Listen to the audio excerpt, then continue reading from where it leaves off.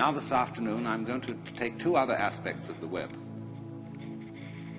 The web is a trap, like the spider's web is a trap for flies. Also, the lovely embroideries are worn by women as traps for men, from a certain point of view. And I want to consider the web as something playful. You see, there are so many ways of looking at it. And you will find that all these ways are right, but what we need is the fullness of the view. There are people, for example, who can see the web as a trap and get stuck with that. There are people to whom existence is simply hateful. They see it as nothing but a ghastly mistake. The Lord really erred when he created this world, because he arranged it in such a way that everything lives by eating something else.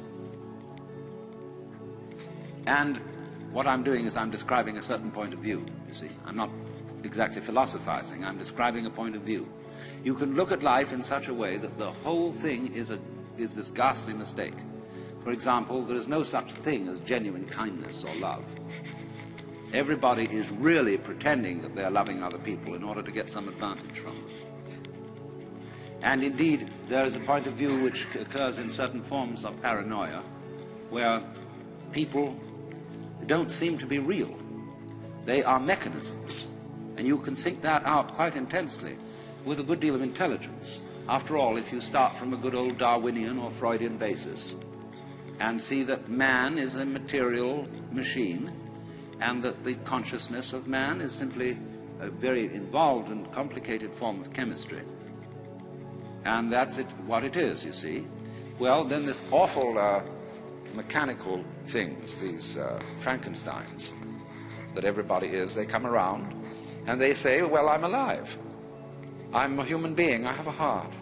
I love, I hate, I have problems, I feel. And you feel like saying, come off it. You're just a monster. And you put on the civilized act because really you're just a set of teeth on the end of a tube. And you've got a ganglion behind those teeth, which you call your brain or your alleged mind. And this thing is really basically there for two purposes. One, to be cunning enough to get something to eat, to put down the tube, and the other, you know what, Mr. Freud's libido. And everything else, you see, can be construed as an elaborate, subtle way of pretending that that's not really what you want to do.